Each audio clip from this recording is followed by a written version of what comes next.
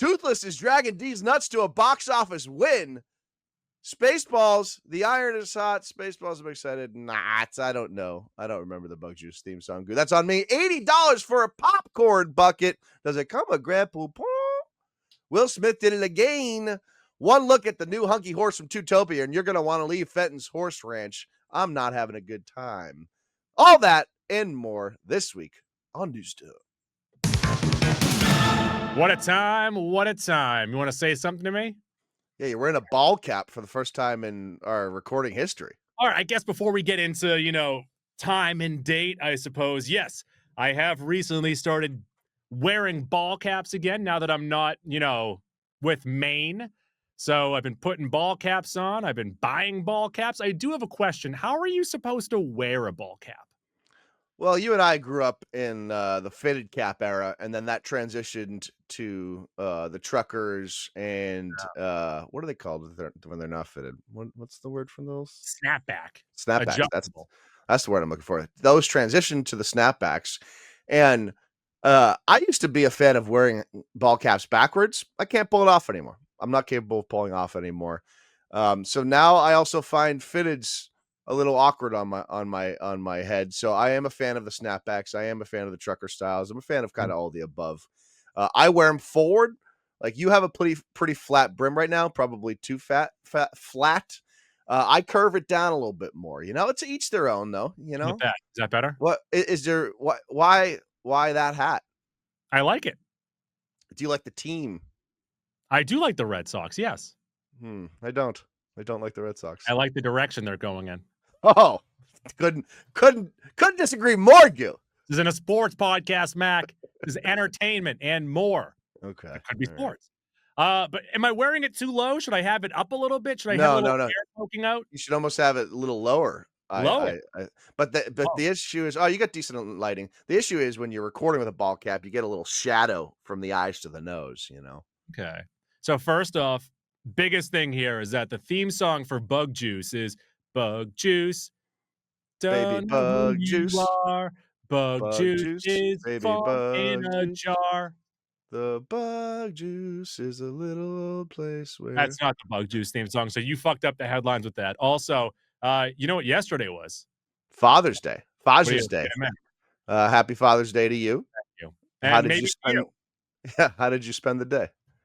I had buffalo chicken twice. I had that for you. Wings for lunch, and I had a calzone for dinner. So wow, really went all out. I had myself some buffalo. I will say this, is that the highlight of the weekend, the highlight of my Father's Day weekend was, and you can tell me, is this turtley enough for your turtle party? Turtle. Me and my son were able to finally find the final. My son and I. No, it doesn't work that way. Me and my son were able to finally find the final turtle to a set that we've been collecting. We have a rule in the house. You need to find all 4 turtles before you open any of the turtles. Okay. We were doing that while watching the first 3 episodes of the 1987 animated show, while also defeating Turtles in Time on the arcade cabinet. That's a nice day right there. That's a real nice father-son experience right there. Yes. So we have that. While I have you, I would like to shout out Sparkling Ice. Real ringing endorsement for these sons of bitches. I don't know if you've ever had these. 5 calories. They're fucking delicious. Was that a Crystal Light? It's like in that same vein, but much better for you, Much better for you. Shout out Sparkling Ice. 5 calories, Q. How'd you spend your Father's Day? We had like a ice cream bar at my dad's. My dad loves ice cream. Nice. And so we had a couple types of ice cream and then like 12 different toppings and sauces. It was nice. I saw for the first time, and this really blew my mind. So notoriously, Goo, I'm like a sugary sweets over a chocolate guy when it comes to candy. Skittles is my favorite candy. Maybe Mentos. That's an argument for a different day. Mini Skittles we had for the ice cream. Mini Skittles. I've never seen them before. Oh, Skittle Littles? You're aware of these things? Skittle Littles are better than regular Skittles. Great ratio to them. Amazing ratio. It's kind of like mini M&Ms. Yeah. I don't like plain M&Ms. Wow. I love mini M&Ms. I was just blown away by that. I mostly just had Skittles at the ice cream social. Little sock hop we had. It's kind of like a flurry. is what you're making, or a well, actually no, because you had sauces, so it's more like a Blizzard, like a Dairy Queen Blizzard. You could have made any combination you wanted. You know what I don't care for though in ice cream? Mhm. And this might be a hot scalding take here. Whipped cream. It's not for me. You know what I like? What? Vanilla. Oh, I'm a simple vanilla boy. You know Yeah, what's vanilla. the best vanilla of all time, Goo? Say it with me. Brigham's. Brigham's is good. I think every place has a good vanilla, though. No, Brigham's is superior. It is S tier. It's the number one. You heard it there first. Vanilla, the official flavor of the Mac and Goo program. News dip. Over at the box office this past weekend, Mac mentioned it at the top. How to Train Your Dragon, $84 million domestic in its opening weekend, 198 worldwide. That's a pretty good number right there. Lilo and Stitch coming in second. Week 4 dropping 52% to 15.5 domestic. It is now at 860 worldwide as its total. The materialists, there's too many S's in there. I keep on thinking it's a singular, but it's actually plural. I guess all 3 of them are into materials, I would That's their say. thing. Yeah, they're material Yeah. boys in material worlds. So $12 million domestic, 15 worldwide. And really the story that I'm picking up out of here is I saw the photos of Pedro Pascal's bed in the movie, and it looks fucking beautiful, luxurious. And apparently the silk pillowcases, those run $135, and then the duvet covers go for about $1,200. In total, Pascal's character's bedding is roughly valued a little over $5,000, and that isn't even including the mattress. Looked like a nice Cali King. So I get a little overwhelmed when it comes to beds and bedding because I think there's a lot of you pay That's for why it. you sleep on a pile of straw. You pay a lot of money for not a lot sometimes, a lot of overrated circumstances. Now there are some quality mattresses that are worth it, but I would say on the whole, you're Mhm. better off having your regular ass mattress and just changing out the foam topper. It's essentially what a good mattress is doing for you. If you get a good foam topper, and you're going to get the same amount of years out of it for much less money. But more importantly, I value a pillowcase more so than sheets and blankets. I need a quality pillowcase, and I need a nice like hem on it so that I can stim myself to it. Rub that little thing as I'm falling asleep. I love a good pillowcase. I don't really care about the sheets or the blankets. I need a pillowcase, and that's first and foremost. $135, that's a lot, but compared to the duvet cover, fuck that. I'm gonna pay $1,200 for a duvet I'll cover. tell you right now, sleeping wise, I spare no expense. You're supposed to spend roughly a third of your life sleeping. I'm a parent, so roughly 20% of my life I'm sleeping now. But when I'm sleeping, I like to be comfortable, and I love a nice silky feel. As one who sleeps in the buff, brag. Yeah. I like to feel it all over my body. I sleep in boxer briefs. You still sleep in socks? Listen, I never slept in socks consistently. What I did say, however, is sometimes it's nice to have a sleepy sock, No. Yeah. Especially when you're hammered and you don't remember. I will say this too, and this is what I would recommend to Socks every keep the heat in. Wear your socks during sex, Goo. never. If you take anything from today, wear your socks during sex. Well, I don't wear shoes when I'm outside, so I'm usually grounding myself. I come in the house, my feet very filthy, and I have to get at it. Hog Shoes just are just dangling, dirty tools feet. for the feet, if you You're know what like I mean. fucking Tarzan. Are you wearing a loincloth around the house? Mission Impossible 8 is now it took $10.5 million over the weekend, down 30% in its 4th week. It's now over $500 million total, so I think we're $200 million away from breaking even. I bet Tom Cruise is a sick bed. Oh my God. Can you imagine? He either has the sickest bed or like the most primitive bed possible, right? Sleeps on wood. There's no in between. He sleeps on the floor. He has a couple cinder blocks. That's his pillow. Oh, And then boy. Ballerina, its 2nd week dropped 61% to 9.4. It is at 91.5 total. The budget is 80 million production on the movie, so it's going to need a couple more weeks to get to that break even, but it's not going to be a bomb. Yeah, it'll probably lose a little bit of money. It'll pick up steam once it hits streaming. Goo, How to Train Your Dragon, 78%, 98% from the audience score. So the people that like that franchise are loving that live action remake, and that we can't always say that. So credit to them. There's depth.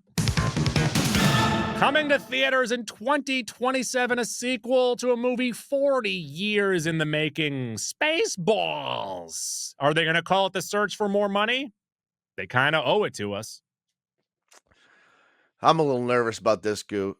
That is a movie perfectly encapsulated in what, 1983, whatever year 87. they made it, 87.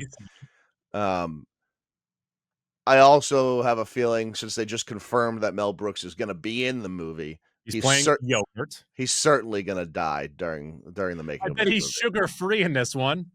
That's some good parody work right there. Spaceballs is an all-time comedy, but I also totally understand when someone doesn't like Spaceballs, if Like that makes me? sense.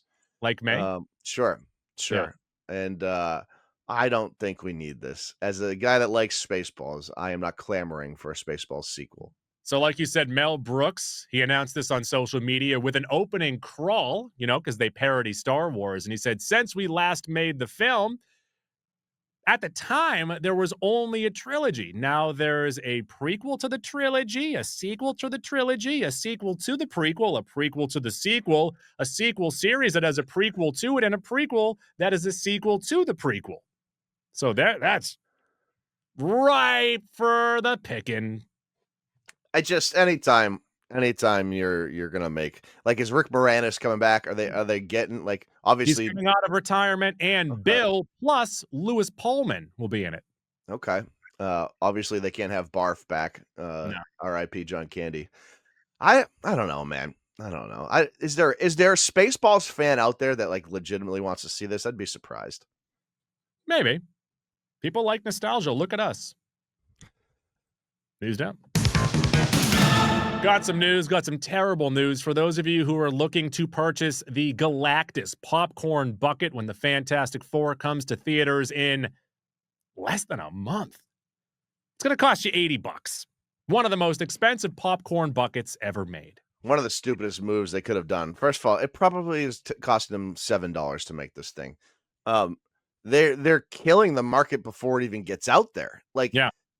You and I know this well, and I think most people that listen to this podcast are in the same vein. If I go into Target and I'm just shopping willy-nilly and I want to pick up a nice little sweet treat for myself, if it's like under $30, maybe 40, maybe two $20 bills, I'm gonna consider it. I'll probably get it.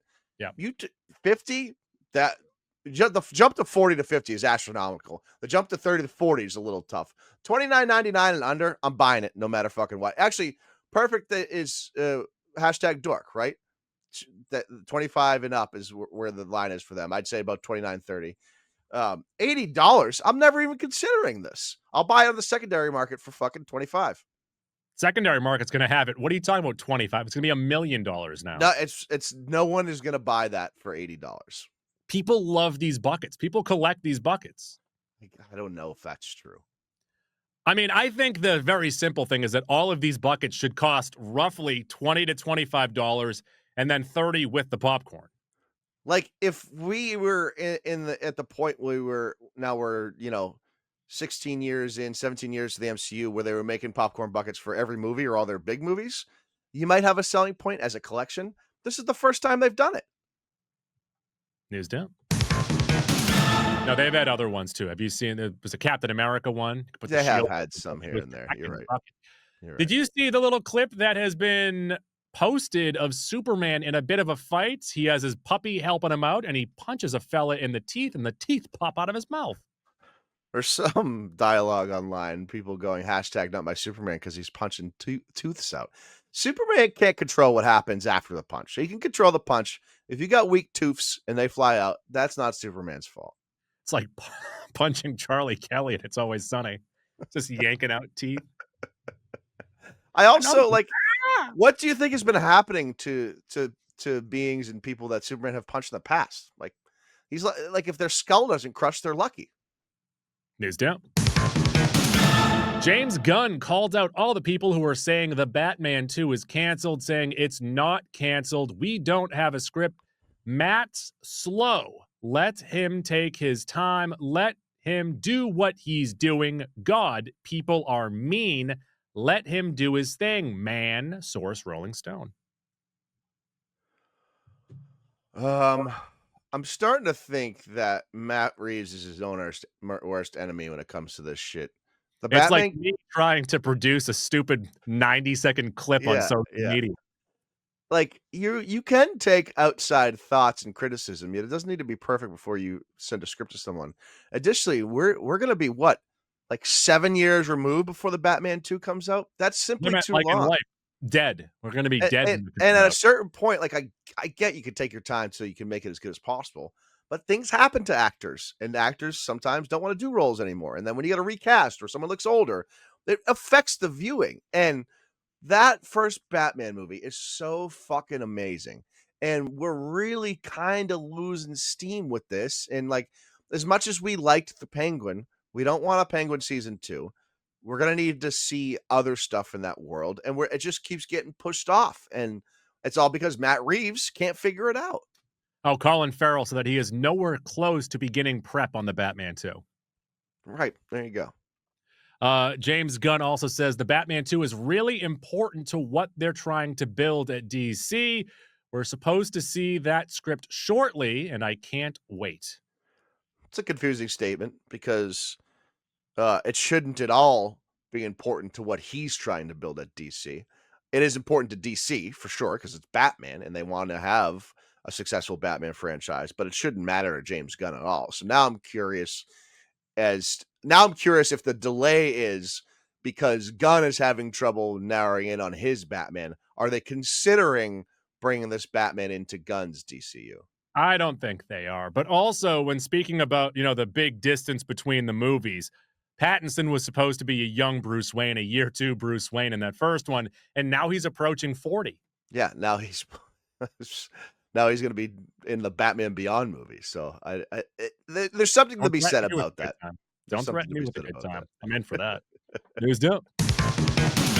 Will Smith was interviewing with somebody and said that Christopher Nolan brought him Inception and he didn't get the plot of it. So he turned it down just like he did The Matrix years before, saying, now that I think about it, these movies that go into those alternate realities, they don't pitch well. Sure, I Will, blame them. I have a hard time believing that Nolan sought Will Smith for that movie. What realistic? Would he play the Tom Hardy role? Because that's what I was thinking about earlier. That's Even probably if the it was role. Leo. So that was at the peak of when Will Smith was a heavyweight in He's the coming off dramatic movies Hancock, as well, a though. movie that I like way more than most people. But he's coming off Hancock back then. No, but that's also around the time that he was Oscar baiting a ton of those movies. I don't know. I just don't, because Nolan's also a guy that if he seeks out a guy, he'll get him the next time. And we haven't heard shit about Will Smith getting offered any Nolan movies. So I don't know if I believe Will Smith on this I one. mean, maybe Christopher Nolan blackballed him. He's like, you don't get Inception? Hmm? Sure about that? I yeah, I guess he's either playing the Leo or the Tom Hardy role in that movie, and I don't think he would pull either off as well as the other two guys did. So you can add this to the list of The Matrix, Django Unchained, and Inception now. I mean, those two I believe for they're completely different circumstances. I don't know why he's throwing Inception in the ring now. Have you heard his new song? No, of course not. It is terrible. It's What was also the, what was the last good Will Smith song? Switch? Switch. Yeah. Turn it on now. Which is funny because at the time, his new movie was called Hitch, but it had nothing to do with the movie. It's as if he wrote the song for Hitch and he called the song Hitch. Yeah. And they're like, we're all set. Well, he's like, fuck it. Switch. People that Hitch has a bit of a cult classic following amongst rom-coms, Goo. I think it's fine. As a rom-com guy, I don't love it. The new song is called I like pretty girls. I like pretty girls. I really like pretty girls. It's almost like him. Pretty, Yeah. pretty girls. Pretty girls. News dump. Have you at least seen this hunky horse that is in Zootopia 2? He's definitely going to be a villain, right? 100%. Either that or he's going to run through the entire Zootopia town. He's just going to be fucking with his big horse dong. This is taking a page out of Shrek when Shrek added all of those really sexy ogres. Zootopia said there is a crowd of people that like sexy animals, and we are going to cater to them. I guess so. Guys, go give it a Google. Just type in sexy horse. News dump. When asked if he would work with Tom Cruise again, Brad Pitt said that under one condition, I'm gonna hang my ass. Well, I'm not gonna hang my ass off airplanes and shit like that. So when he does something again that's on the ground, yes. This doesn't have anything to do with the statement I'm about to make, but I would say that Brad Pitt is the coolest actor of all time. And in part because he says shit like this. He's willing to say shit like this. Like Tom Cruise, clearly cool and a psychopath and pushes things. And Brad Pitt's like, I'm not fucking jumping out of an airplane, dude. No, all set. Also, after we got the re-bring back together. That's what it's called. That's what I was trying to say. We got Wolves last year, a movie that I don't think either of us saw. That was the return of Pitt and George Clooney. I don't know if we need all these actors to team back up. Wow. Oh, you're talking about return of that team up, you were saying. Yeah. No, I know. But like Clooney also is like so up and down. George Clooney movies are either the best movie of the year or fucking terrible and nothing in between. News down. Got a trailer for The Naked Gun. And at first, after seeing the teaser, I thought, this was like a month ago. Yes. This might be okay. I then saw the trailer and said, this is not going to be good. Teaser I saw, I thought to myself, wow, Goo might have got a gem in the movie draft. This might be okay. I have not seen this trailer, and based on your facial reaction, it can't be good. So they stole a joke from Austin Powers. Okay. Which joke do you think it is? Machine Gun Jubblies. I wish. It is the visual gag of when someone is spying on Austin Powers and they think that this crazy shit is happening because they can't see into the room. Like if they're looking at him through a tent. The shadow stuff. The shadow stuff. Yeah. You're like, oh, how is he shitting out these eggs? Yeah. It's because they're just dropping shit behind him. Right. In this trailer, it shows that, so it's Pamela Anderson and she's cleaning out a stove and Liam Neeson's is in front of her. What do you think the guy that's spying on them thinks they're doing? If she's so he's getting a blowy. You know your stove clean. I'll tell you that. I know my sex shadows. Mac is all shadow. That's what I'm into, man. That's just my thing. It's all hand puppets. It's people with flashlights. Speaking of shadow porn, Robert Eggers is reportedly developing an adaptation for A Christmas Carol, and this would have Willem Dafoe as Ebenezer Scrooge. I like that casting. I don't like Robert Eggers doing this. And speaking of Robert Eggers and shadow porn, Nosferatu kind of was shadow porn. I think Robert Eggers is going to start needing a no guy. He's trending down that path. He shouldn't be allowed to do whatever he wants. He makes some compelling stuff most of the time. Nosferatu sucked. So I don't think we need him making A Christmas Carol. Because it'll be a real dark turn. I'm sorry for stepping on you, but you made a pause right there. Yeah, that was whatever. That wasn't going to be a good point. It wasn't worth it. Yeah. For Father's Day, we got a tease for King of the Hill, about 30 seconds of a bit of dialogue going back and forth, some Hank Hill zingers, and this teaser, after being very jazzed about the show 2-ish weeks ago, the speed of the jokes in this teaser, kind of concerning. Well, I wasn't looking forward to this, so I'm neither concerned. I have no thoughts on the King of the Hill reboot. I don't think we need it. The King of the Hill show did a great job at its pacing and the pacing of conversation, where it felt real. It felt like two actual people speaking. This teaser felt like you talk, I talk. Yeah, that's not how real conversations go. No. I don't like. Has this been greenlit for more than one season? Like, what do you know? What the deal is here? Yeah, no idea. Bobby, bring it in for a whoa. News dump. And finally, available on the PS5 and Nintendo Switch right now. Backyard Baseball 97 for $10. I think I'm gonna get it for my Switch. It'll give me an excuse to use the Switch again. It's like a perfect little Switch game. I don't need to be wasting my PS5 on it. I think it's the perfect intro game, like the intro sports game for my son as well. You're right, 100% right. And he'll be able to learn about the legend that is Pablo Sanchez. And it is a fun game to play, dude. It's a really fun game to play. I would say it might even be more fun than backyard football because backyard football was a little more straight line. There wasn't as many things you could do. Backyard baseball has a little more fun. Yeah, I'm jazzed about it. By the way, in the fictional baseball fantasy draft I did with Fryer, Mhm. my first 2 picks, he picked first, I Yeah. picked second and third. It was Pablo Sanchez and Benny the Jet Rodriguez. Pretty good. Is that why you texted me about Pablo Sanchez? I wanted to make sure about all of his positions. Okay. Who did he take? Who did Fryer take number 1? The natural. Okay, He's fine. the best of all time. You could fucking have him. I don't want him. Pablo I'm Sanchez, getting 2 better. superstar utility players that I can put anywhere in the field. I probably would have taken what's the Brendan Fraser guy over Benny the Jet. The scout. I got him in like the 4th round. Okay. Who did Fryer take 3rd and 4th? I don't fucking know. I forget. It's a very memorable episode. Oh, you did a 6-pack on Friday? Oh, take- you know what I did? Just take a week off. Just take a week off. No. Listen to what I did. So first off, apologies.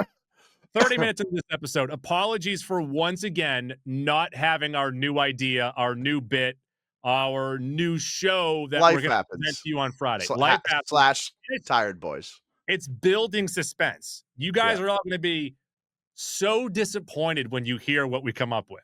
Yeah. But what I did, because you weren't available and I didn't want to do anything, I was debating writing a new 6-pack. And I said, wait a second. I have an elephant's graveyard of over 100 6-packs. And the summer just started. Let me pick out. Oh, you recycled? Yes, a classic 4-pack of 6-packs. And I knew 2 of them that I definitely wanted to use going in. It was your drinks for the summer. Okay. And it was freeze pop flavors. Very simple. All right. And I'm like, 4-pack though. I need 2 more. Hey, why are they calling those things Otter Pops now? What's that about? I feel like there was Fuck that shit. Yeah, I don't like it one bit. Called flavor ices back in the day. Since the Materialists was coming out last week, I also tossed in your 6 best rom-coms. Okay. And then finally, because the title pulled me in, I said, I made this. I kind of have to use it. 6 best fictional whales. You had the Carvel whale in there, right? You better believe it. I remember that. You must have had Free Willy in there. I had Free Willy. I had the whale, the Carvel whale. I had Mr. Krabs' daughter, Pearl. Number 1 was a joke, and it fucking lands. So I don't want to reveal anything. Guys, go listen to that. So go and check out that. But I was going through them, and I'm like, wait, did I actually did Fonzie's 6 best moments? Yep, it was in there. I listened to it. Yeah, I'm so glad that's over with. I would Great theme song, though. Great theme song. Great theme song. I would say such creative writing, because that was all scripted out. It was all beautifully written. And are people now clamoring for a Mac v. Goo after you brought that back? Oh, should we? I'm going to drop one episode. It's going to be 13 hours long, and it's going to be all the Mac v. Goos. Those aren't in the graveyard, though. So I would say our hit rate on the Mac v. Goos were about, I don't know, 12%, but our good ones were great. Yeah. Our bad ones were horrible. It's our licorice podcast.